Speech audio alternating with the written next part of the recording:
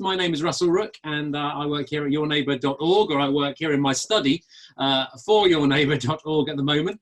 And our job is simply to help church leaders around the United Kingdom respond to the challenges and the opportunities that COVID-19 is presenting. And we thought a few weeks ago, in fact, we did some research a few weeks ago, and we asked our 1,300 church leaders on our database where they felt they wanted some input, some training, some inspiration, some motivation. And one of the things was, can we just help leaders to think about leadership at this time? And so we've had a series last week on leadership in a time of crisis. We're doing this Leaders Lunch with Gavin, Calver, with our partners at the Evangelical Alliance today. We're doing a special week this week, all on funding and sustainability and generosity. And so hopefully these sessions are proving helpful. And it's been my privilege just to be hosting some of these Leaders Lunch where we get to sit down. I don't know if you've brought a sandwich. If you haven't, I'm sorry about that, but you're going to have lunch before or afterwards. But to share a lunchtime with a senior leader who's going to inspire us a bit about what God's doing in the church. And today we have Mr. Gavin Calver. Gav, I can see you there. Please take yourself off mute. How are you doing, mate? Are you all right? Yeah, I'm all right. I'm all right. Where are we finding you? I live in Northwood. Yeah. This is my lounge, and the children are being homeschooled next door, so hopefully it'll be all right noise-wise. I was talking to someone this morning, a Christian leader, who was saying, in my house at the moment, we have my work, my ministry, we have a legal practice with my wife next door, and we have 3 different schools running. And I think many of our homes have become kind of multi-locations over the last few weeks. But Gav, are you well? No persistent coughing? Are you in a good state? I think we've had it. Have you? My wife Anne was in bed for about 2.5 weeks. At the end of March, she had every symptom. I took a few pills for 2 days. The last time I took pills was 10 years ago. So I think I had it very mildly. No, as soon as the antibody test comes out, the family will get tested because Anne's definitely had it. Excellent. Well, I'm not excellent. Sorry, that's the wrong thing to say. That's terrible. Yeah. Sorry, no. I'm glad that the Calver household looks like they might have immunity. That is something to be grateful for. So the format for this is very simple. I'm going to ask Gavin some questions about the future of the church and what God's doing in the church right now. What is actually happening, and how is God changing church, and how maybe is God changing our leadership of church. Then we're going to have a little bit of a break, and Joe Frost from EA is going to come and talk about some of the work that EA are doing. And then it's your chance to ask Gav some questions. So if you have questions for Gav, just send those in on the chat line to me, Russell Rook, and we will pick those questions out. And then in about 20 minutes time, you'll get to ask those questions. We're going to try something new today. We're actually going to get you to ask the questions. This could go disastrously wrong, but hey, we're going to give it a go. We're going to give it a go, and hopefully it becomes a bit more live and interactive, and you don't have to listen to me quite as much. So Gavin, coming to you, a question I haven't prepped you for. Tell us something interesting about your life in lockdown. Anything we should know about our first ever call with Marvin Rees. Some of you were on this. He was in the garden and his wife got locked out at the front door, and then we had to watch the Mayor of Bristol try and help his wife into the house. And it was it's a very human moment. Gavin, a human moment from the Calver household. What is life? The favourite moment of every day for me is 3 till 4. You won't get me on any meeting 3 till 4 because my one commitment to homeschooling is I am the PE teacher. Before I became a Christian, that's what I wanted to be. Excellent. Till 4, we do drills, we do football, we do family runs. It's ace. It's a very human reality. And if this was at 3 o'clock, I would have had to have said no because I've promised my children every day we will do that and we will beat Joe Wicks. Excellent. I actually think EA should be filming this, and you should be the evangelical Joe Wicks, and this should be broadcast live, maybe on the Your Neighbour platform, and you can get the whole of the Christian community doing PE together. We like that very much. So Gav, as a leader, you are leading an organisation, an umbrella organisation, which tries to hold together, to support, to encourage a very broad array of different churches. How are you finding this time, and how are you responding? How is EA responding? How are you doing in the chaos of COVID-19? Yeah, it is madness. It's absolute madness. And I only took over leading the EA at the start of October. I've said often, I wish my predecessor, Steve Clifford, had left a year earlier or a year later. Either way, the timing wasn't ideal. I'll never forget, I took over leading Youth for Christ. That's the last place where I was the CEO, in the middle of the economic crash of 2008, 2009. And I never thought it would be so hard again. So that's been difficult. Let's be honest. We're all working it out ourselves. Yeah. However, I've gone from running a 174-year-old institution to a 174-year-old startup. So we're more agile than we've been before. We're changing things quicker. Things I wanted to do over 5 years, we've done in a month. You know, and we've ripped up the 34-page strategic plan and said it's not relevant and replaced it with 1 page. We exist for 3 things. We're a unity organization that wants to share the gospel, raise our voice in the corridors of power, and support our members. We've simplified. We've got more focused. But, you know, it's been difficult. But at the same time, it's been amazing.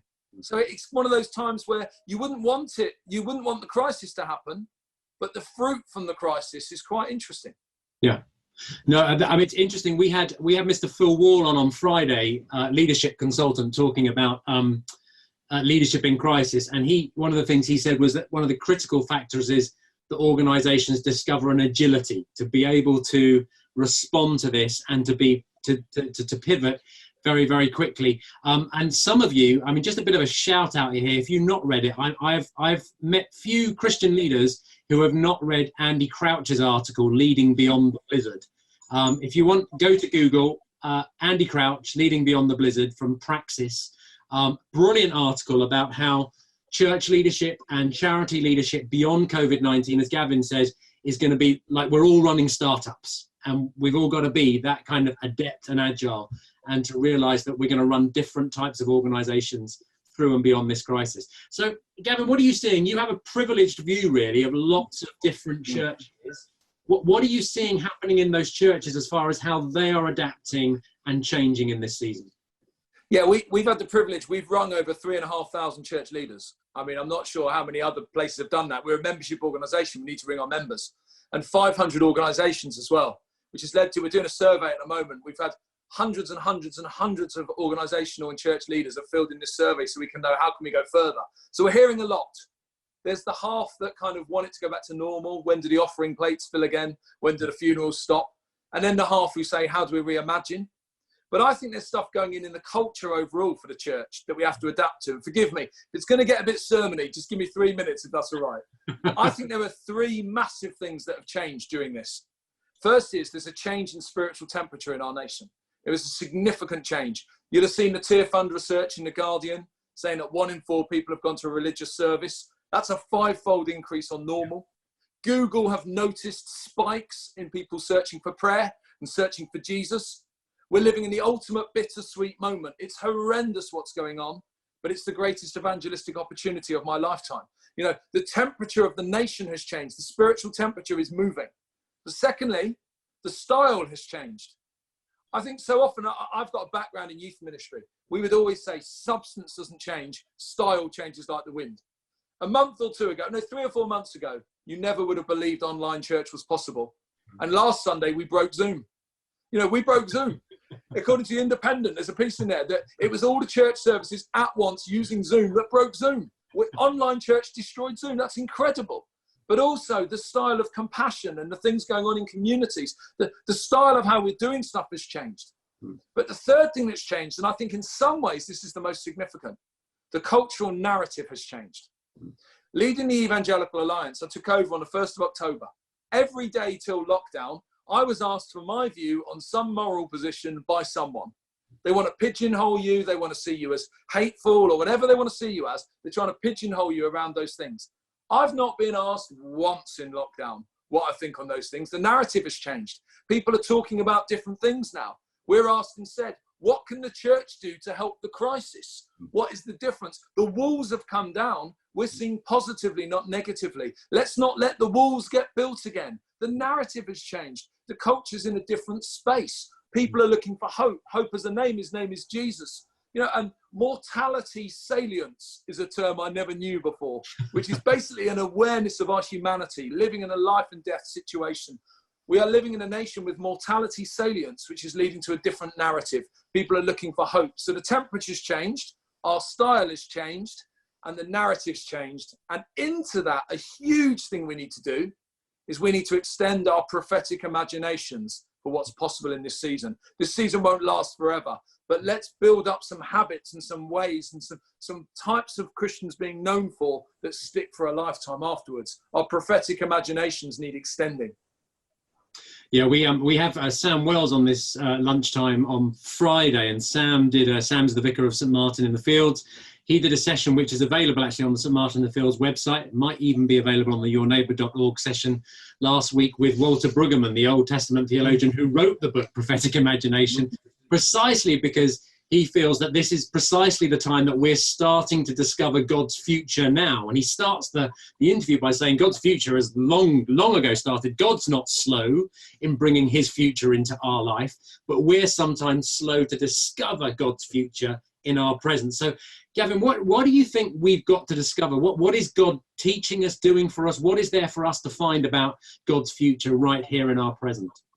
Yeah, I think there's a couple of challenges to us. I think the first is sometimes have we been in danger of making God small enough and safe enough that he doesn't push us out of our comfort zones? Yeah. Have we limited what God can do when God is the God of the impossible? But I think also we've got to believe that through different methods and different ways, God can still move powerfully. Two very quick stories. First one would be, first time I preached into an iPhone, which by the way, I do about 7 or 8 times a week at the moment. There was one Sunday 3 weeks ago, I preached at 4 churches at the same time. I finally found out a way to clone myself. But you know, the first time I did this, I got some feedback from a wife who was watching it on the telly with her husband. Her husband has mocked her faith for years, has laid into her. And at the end of my talk, I did a call for salvation like I would if I was live. And her husband starts to repeat a prayer with me to surrender his life to Jesus. And the wife is sat on the sofa weeping as the husband who mocks her surrenders his life to the Jesus she lives for. That, friends, that shouldn't be possible, stood in my glorified shed at the end of my garden a week before it went live, speaking into an iPhone. Let's not limit what God can do. Secondly, a friend of mine works supporting the Iranian church. And there was an Iranian church leader who basically just wanted to do something and felt he had no way of getting to people. So he got his address book out and he just rang everyone in his address book. When he'd got 2/3 of the way through, he rang one person who was dying with the coronavirus in a hospital ward in Iran. This guy wasn't a Christian, the guy he rang. And he prayed for him and he got healed. And in that moment, the guy got healed in his bed, surrendered his life to Jesus, then went round the ward, prayed for 3 other people who also got healed, also gave their lives to Jesus in the equivalent of ICU in an Iranian hospital. Friends, we've got to get realistic. God can do so much. And I think that literally he has been unboxed, or as a book I've written recently perhaps looks at, he has been unleashed in a new way.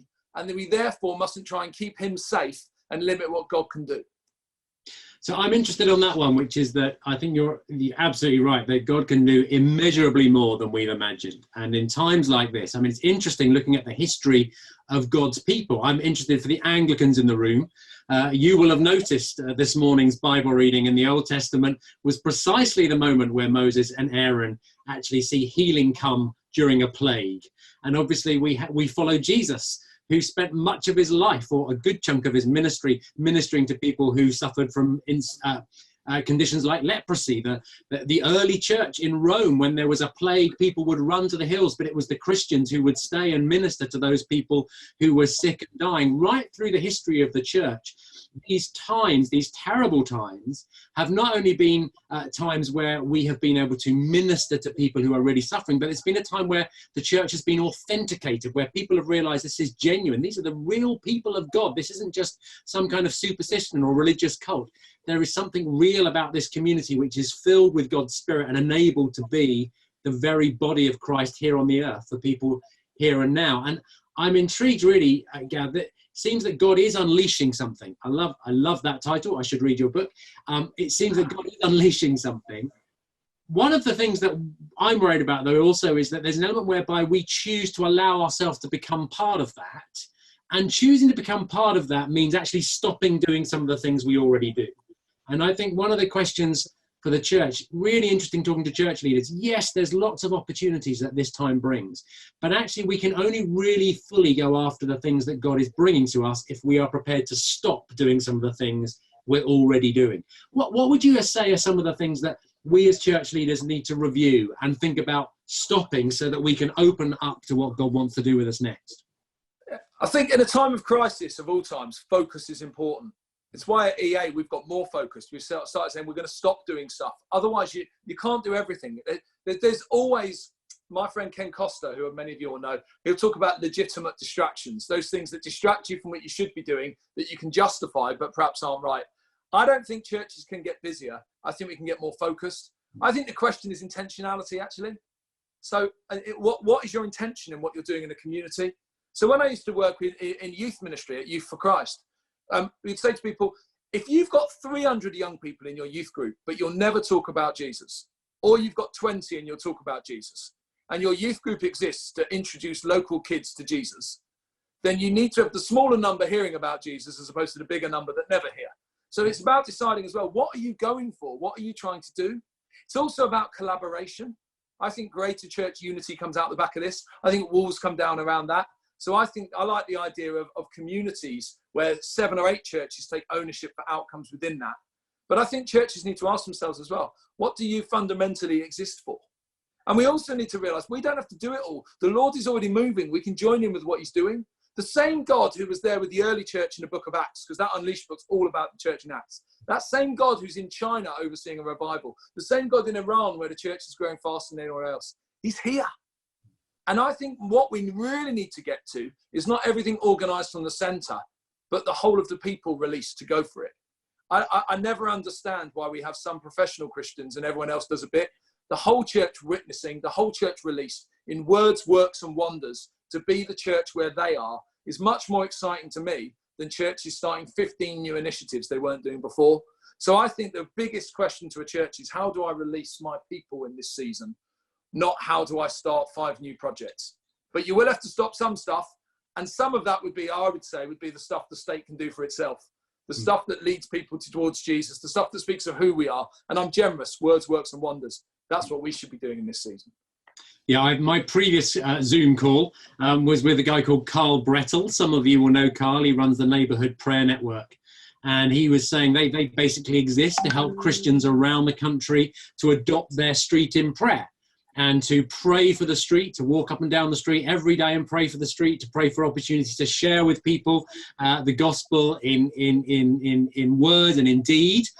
And I was talking to him about how they've grown their network. They have a vision to cover, I think it's 260,000 streets in the United Kingdom. And he said, sadly, one of the things is when we talk to church leaders, it's really difficult to get them to engage their people with Neighbourhood Prayer Network because they're very busy with their own initiatives and programs and projects. And actually helping people to actually engage with their neighbour is secondary to those programs and agendas. But actually, as you say, one of the greatest things we could do is unleash our congregations to say, you are the chaplain of your street. You are the missionary on your street. You are the good news on your street. Now go and do that. Go and knock on those doors. Go and pray for those families and go and bring some good news. Well, we're going to come back to Gavin in a minute, and I'd like some questions. We've got a few. Please send some more in to me, Russell Rook. Just send it to Russell Rook direct on the chat bar. And in the meantime, Joe Frost. Joe, are you there? Hi.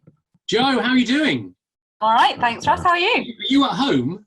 I am. Actually, Joe doesn't live far from me, sorry. So I'm waving in your general direction, Joe, just to say. Tell us something interesting about your life in lockdown. What do we need to know? It's a full-on juggle.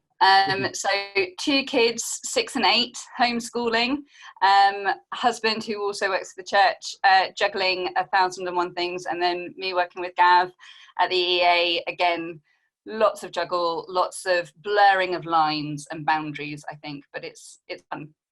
Brilliant. Well, tell us a bit about what you guys are doing at EA. We want to hear about it. We want to partner with you and support you. We're so grateful that you're supporting us at yourneighbour.org. So please tell us, what are you up to?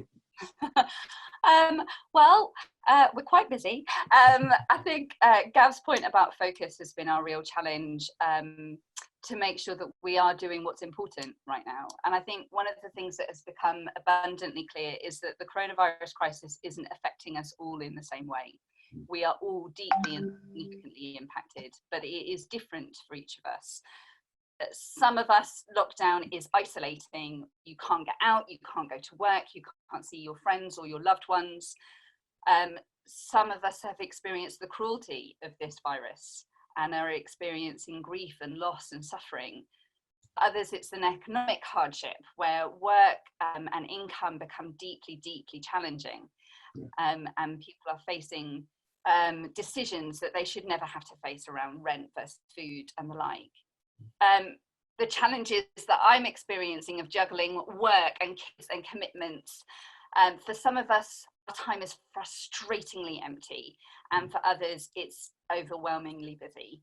We all have our own lockdown experiences, but the one thing I do think we've all learned is just how important relationships are. The value of looking out for each other and for caring for others, whether as neighbourhood chaplains, prayer initiatives, getting up and getting out and engaging with our communities around us. And I think what's been so encouraging is that the church has been at the forefront of caring for our communities.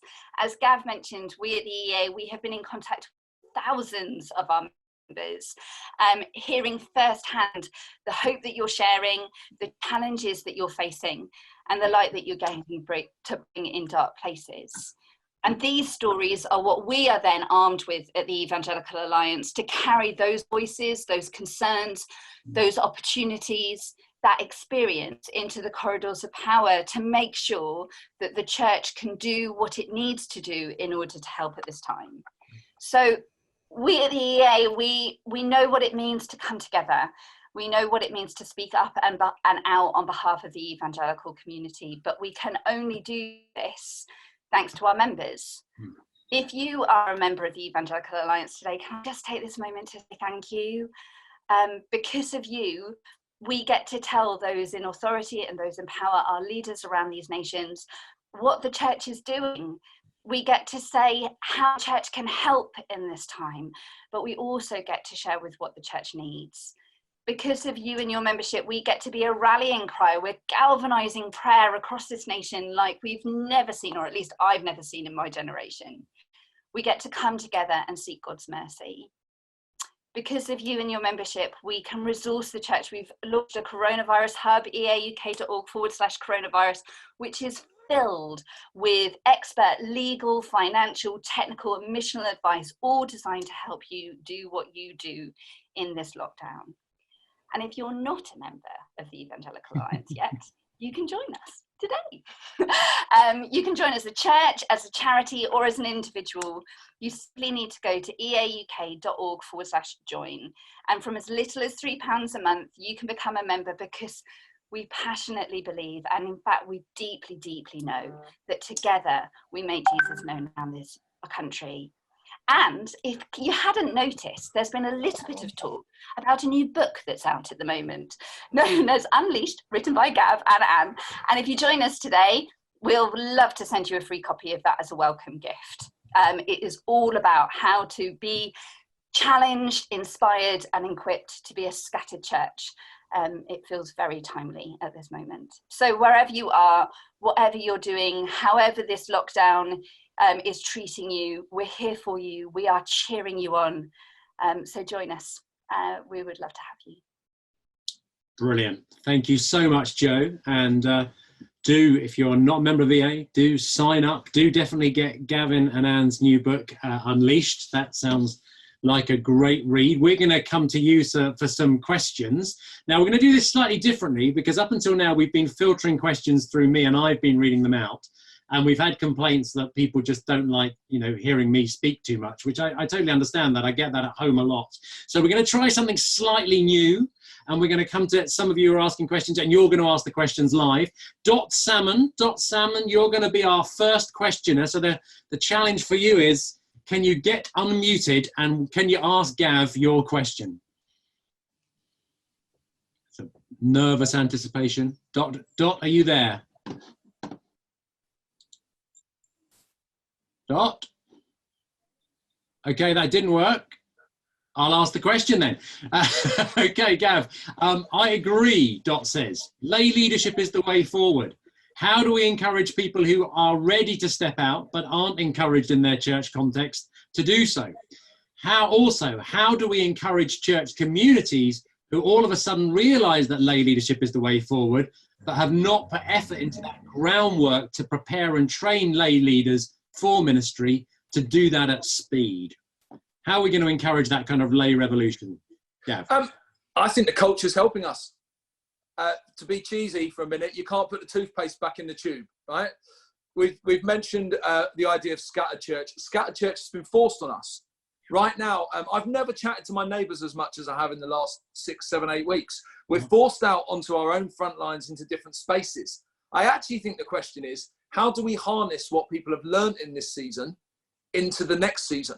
Yeah. The church has been on the front foot with WhatsApp groups, community things, stories of people leaving Bibles on a little table. Someone was telling me this story the other day, left 25 Bibles on a table on their drive with a note saying, only take one if you'll read it, but if you'll read it, take one. Here's my phone number, message me. They're doing a Bible group with people on WhatsApp who've nicked a Bible off their front drive. You know, I think we're in that space. I think the question is now, how do we grow that? Yeah. And I think those of us who, in inverted commas, are professional Christians, need to realise that we're not as good at our jobs as we think we are, and we're not as absolutely essential to the call of God as we might want to be. Everyone's essential. Yeah. And I say that as someone married to a church leader who upstairs right now is helping to lead a funeral on Zoom. You know, so we are aware of the realities of this. But unless we get serious about the scattered church, all empowered, we won't have any chance of fulfilling the Great Commission. And I'm so excited about the positions in which some Christians find themselves. And I think as church leaders, we need to do better at empowering, equipping, supporting, and cheering on those who God has put in situations where we will never get to. Excellent. No, thank you. We just had a text from Dot saying, sorry, she can't get off mute. So don't worry about that, Dot. It's fine. I hope you heard the answer, because that was a great answer. Adrian Casey. Adrian, I can see you're on the top right of my screen. Can you unmute and ask your question? Yeah, Gavin, as we move gradually to a point where we can hopefully have services again, do you believe that we should be keeping the online presence that we're currently doing as we start to have traditional meetings again? And the reason I ask this is that we're all seeing a tremendous increase in the amount of people we're reaching and great things that are happening.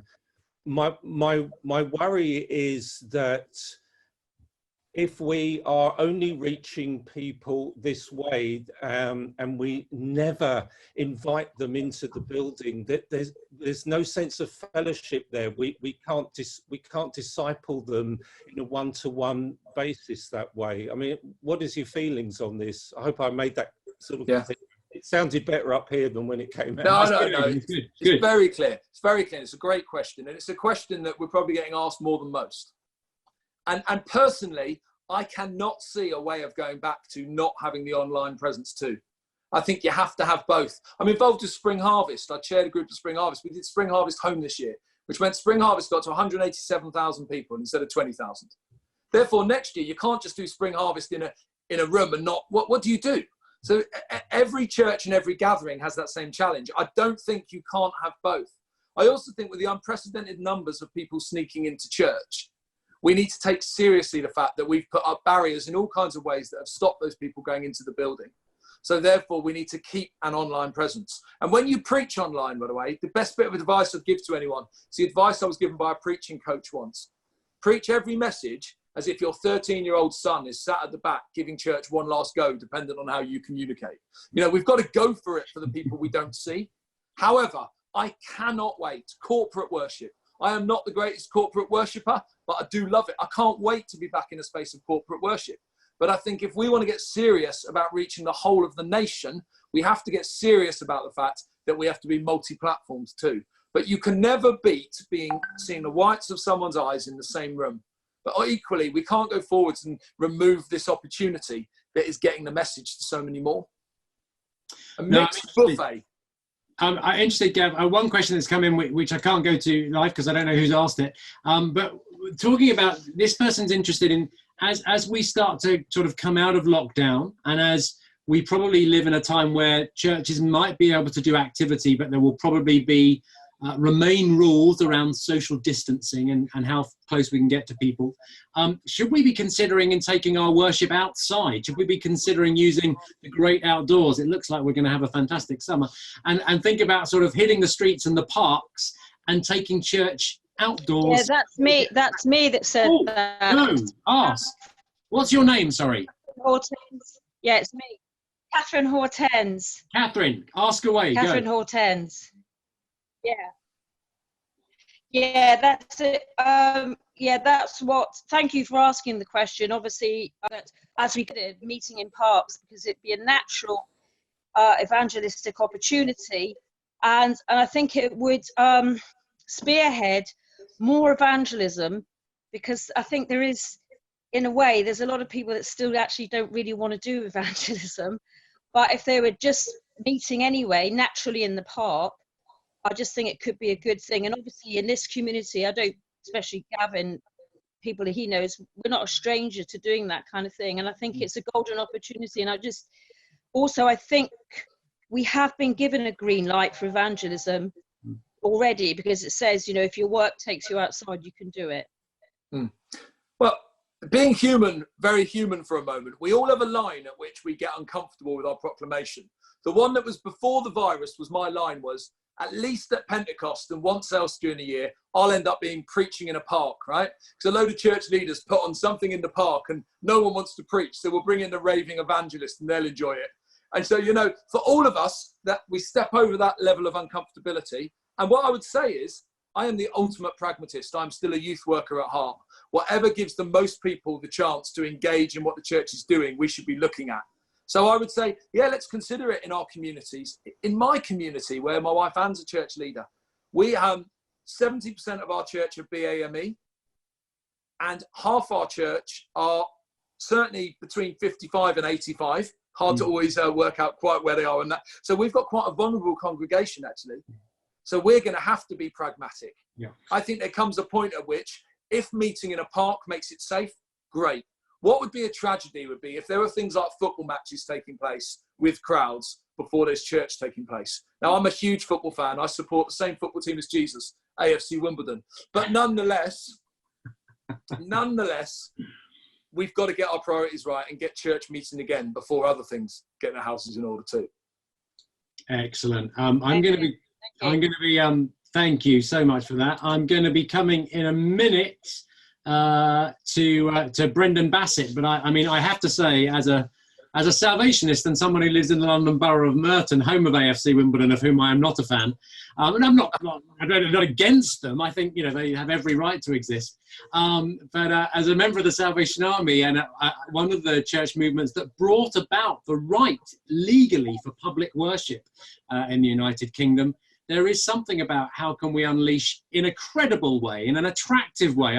I grew up even in my teenage years, having to march with the band and lead an open air service at 9 o'clock on Sunday morning. And can I say that no one who doesn't go to church wants a Salvation Army band waking them up at 8:30 on Sunday morning. Finding ways to take our faith onto the streets and into the park, and being really creative with that as lockdown and people emerge, I think is really, really, there's an opportunity there somewhere. But Brendan Bassett, you have a very different question. Brendan, ask away. You're still on mute. There you go. Yeah, hi. Can you hear me now? We've got you. Yeah, hi. Yeah, hi everyone. Yeah, I'm Brendan Bassett from from Jesus Shaped People. One of the features of what's happened, of course, is there's been this kind of almost illustration of the kingdom where the last have become first and have been celebrated, and we've stood out on our doorsteps, clapping people on minimum wage.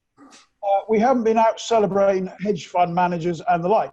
So I'm just wondering, Gav, what do you think God is saying about the place of the poor, in our post-COVID-19 church? Because it seems to me the great movements of God begin with the poor at the bottom. I'm wondering if you've got a view on that.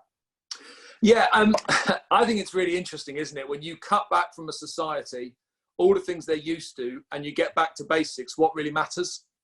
It's been really fascinating. I've mentioned football before, but seeing how the Premier League and people, really, football, it's not that important, is it? And really, no one really cares about Instagram influencers at the moment and stuff. We clap the NHS, not the celebrity. I think it's done a beautiful thing. I think my hope is that it will change some of the cultural narrative going forward. But that part belongs to us, actually. The fruitfulness of the church will have a a disproportionate impact on how the poor are viewed, because let's be honest, the Bible's very clear about the place of the poor in the kingdom of God. So if we continue as the church to have a big impact in this time, then we will have a louder voice to stand up for the least and the lost. I think it's worth saying as well, as the EA, in the last 2 weeks, we've done 2 things to stand up for 2 different groups of people where we felt there was a justice need. We did a coronavirus conversation with John Kirkby. Joe and I did it, about the need to make sure we spoke up, act up, and live up for the poor at the moment. It's not about your household, it's about your community. And too much conversation is me and my household, stay safe. No, your community, extend your table, not always literally, but let's do that. Then the second thing we did just over the weekend was say, actually, it's wrong that not enough church leaders are speaking up to say that a disproportionate amount of people from the BAME community are dying due to this virus. It's a disproportionate amount of workers in that community on the front line and various other places. And we stood up and said, when one part of the family weeps, we all weep. When one struggles, we all struggle. I think going forward, we need to continue this kind of language that says we are one family, not a family split up into the haves and the have-nots. And I hope that this virus will have changed that for some people, because when people applaud people who are then going to a food bank to get their dinner, we've got to do something to change the society, make Jesus known and make it fairer. No, that's great. I'm going to come to Mark Davies for what probably our last question, but just before we do that, I think just to say we're going to have a special week in a couple of weeks' time themed around how churches can support the BAME community, because I think, as Gavin says, there are people in our community who are disproportionately affected and suffering right now. And our churches, as Brendan said, our job is to start with the poor. That's where Jesus starts. That's where we start. That's where we see a new move of God working in our communities, is when we reach out to the last, the lost and the least, and those who are suffering more than the most. And so spot on there, Gavin. Mark Davies, you have a question. Yeah, thanks, Russell. Hi, Gav. Hi.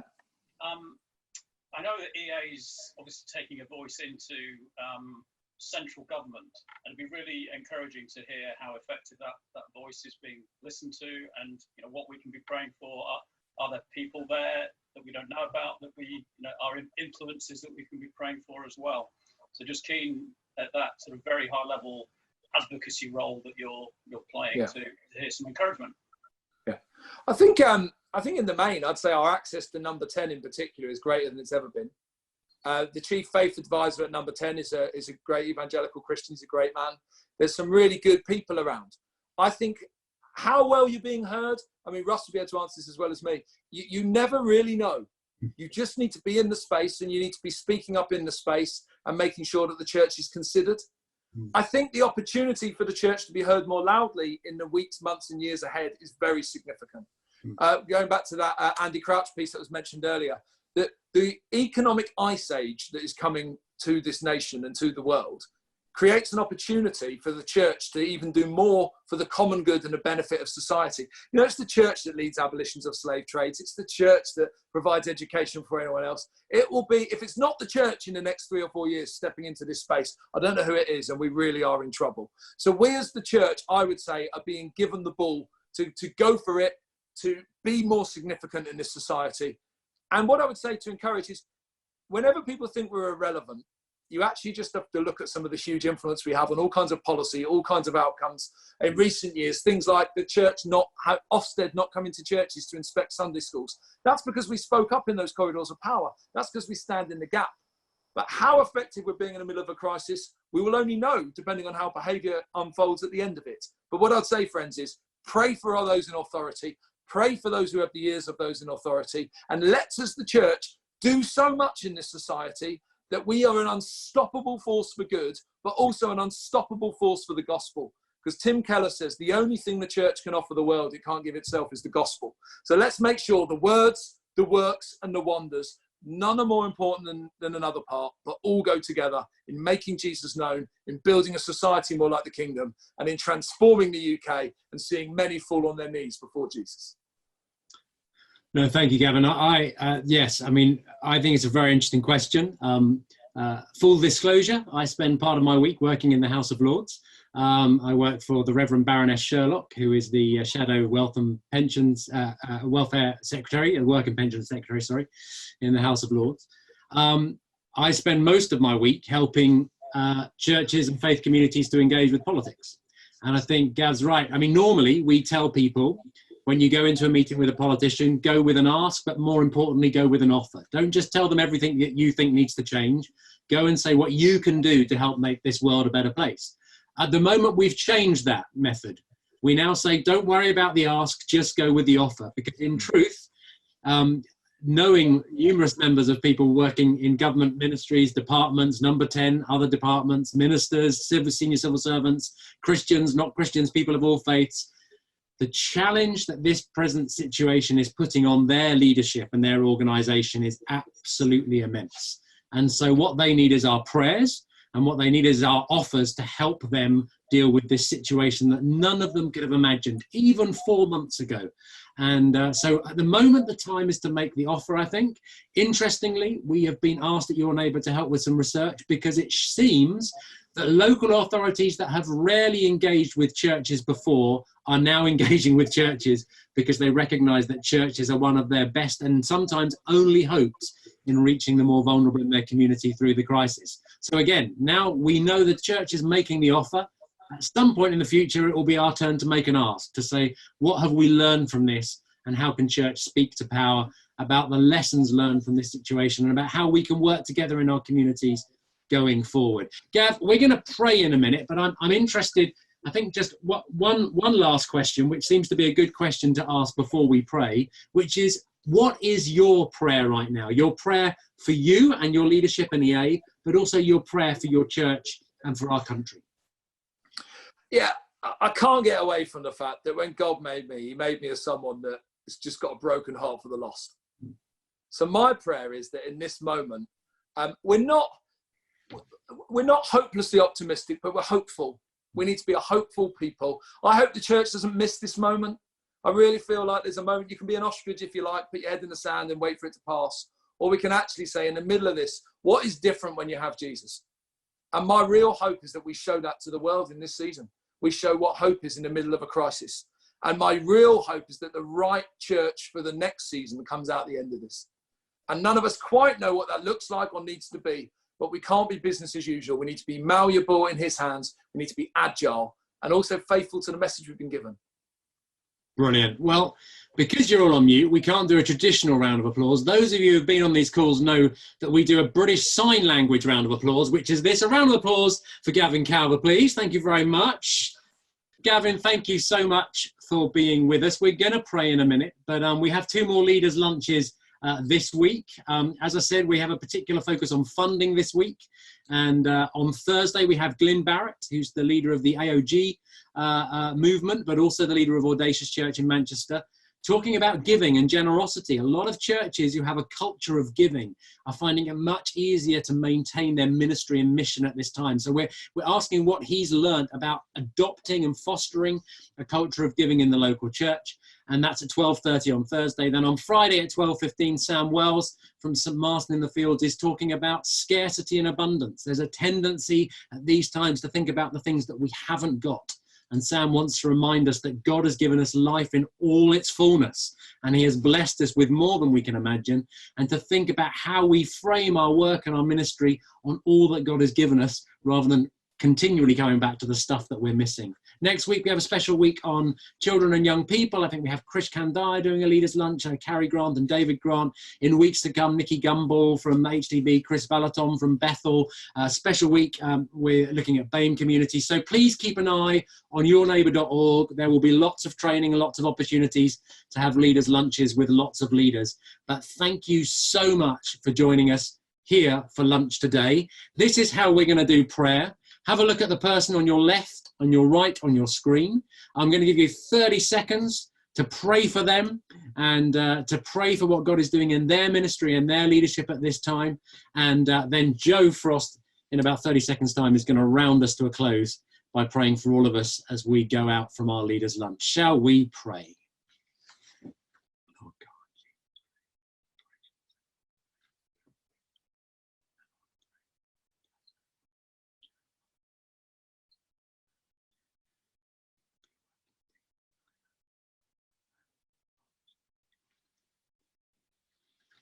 Over to you, Joe.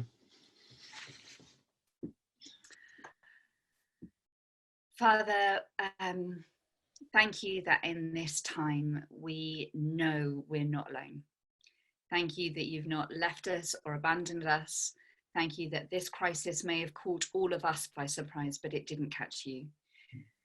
Lord, I thank you that you bless us with everything that we need, that you give us each other to support and carry each other.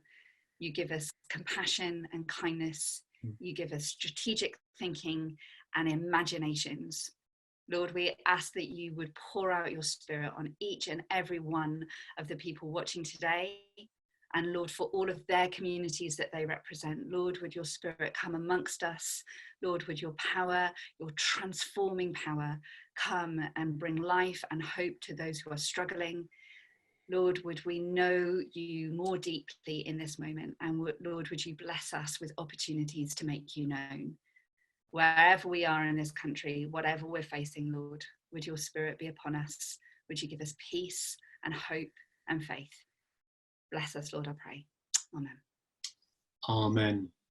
Huge thank you to Gav for joining us today, for giving such an inspiring, uplifting interview. Absolutely brilliant. Thank you, Joe. Thank you to EA for the great work you're doing and for your partnership with yourneighbour.org. Most of all, thank you for you guys, for what you're doing for the church, for your communities, for the kingdom.